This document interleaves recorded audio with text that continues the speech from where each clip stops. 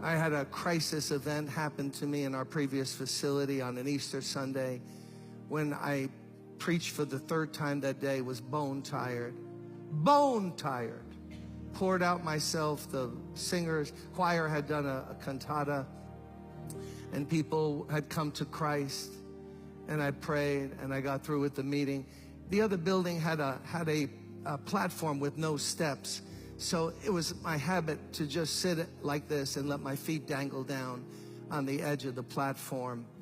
And I was like, right, it was just about this same angle with the middle aisle.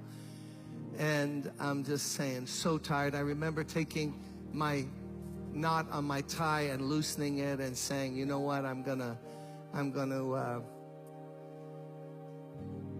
just gonna chill. And Carol was playing just like Jamal's playing now, exactly. People praying, workers, deacons helping.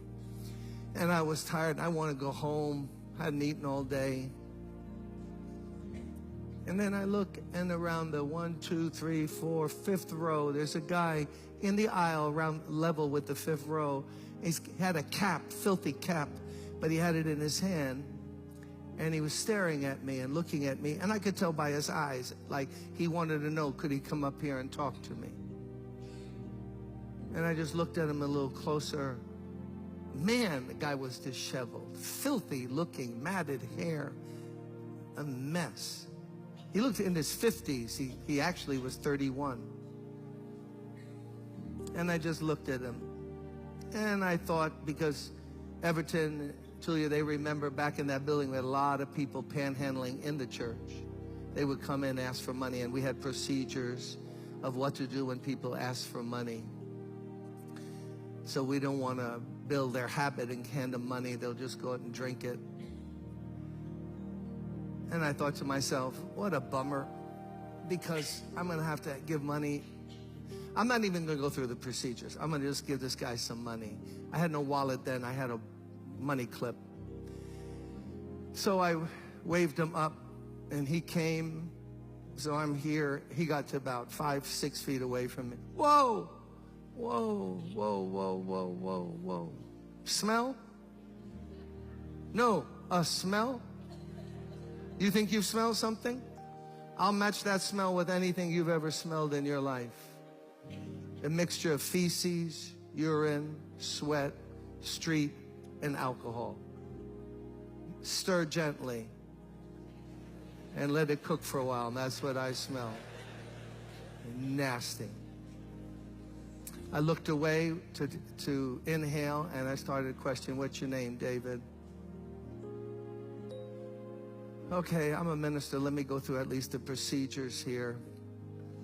So, man, you look bad. I didn't know he was laying in his own urine right outside the side door on Park Place in that building.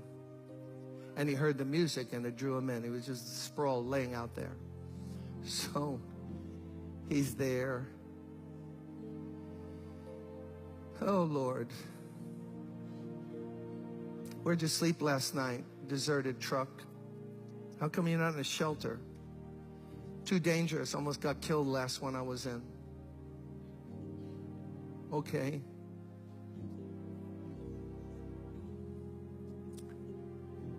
Man, this guy smells bad. Missing 1 or 2 teeth. At least one right in the front. Let me give him $5, something. Not the way I wanted to end the day, but, you know, what can you do? Took out the money. I remember handing it. Pushed it down. He said, I don't want your money. I want this Jesus you were talking about.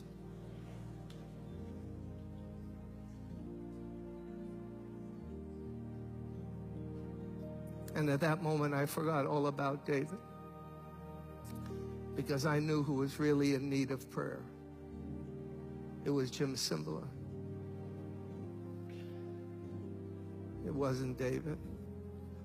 So I forgot him. I lifted my hands, like I'm going to ask you to do in a moment. And I just said, God, please forgive me. What have I become? What kind of cheap two-bit preacher have I become? You sent somebody who's searching for you, and I want to give them a few dollars and get rid of them. Please help me. And God, that moment, baptized me with a love, with something, with grace. He saw how pitiful I was. And David knew it. And he drew close to me.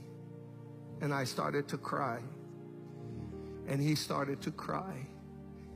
And then he fell against me. And he put his head over here. And I put my arms around him. And he put his arms around me. And for a while, we just rocked back and forth. A preacher in need of God. A guy from the street in need of God. I'm not sure who was needier. Might have been me. You know what God spoke to me that moment? And this is not trendy at all. Those of you who want to go to like church growth institutes, this is not what this church is about. God spoke to me and said, you see that smell? If you don't love that smell, I can never use you. Because the whole world smells that way to me. All the stinking, filthy sin of mankind. I sent my son to die for that smell. So you're either going to embrace it and love people in my name, or I can't use you. I'll put you on the shelf. And if God is my witness, you can believe it or not, suddenly that smell became like the most beautiful lady's perfume you ever smelled in your life. It was just overwhelmed me. He was weeping, I was weeping. I led him to Christ. We prayed, we detoxed him for 4 or 5 days. Hired him on church staff, housekeeping. He spent Thanksgiving and Christmas at my house that year. My buddy got his teeth fixed, handsome guy. For that Christmas, all he had, he gave me a handkerchief. He wrapped it up in wrapping paper, gave me a white handkerchief. I kept it for years.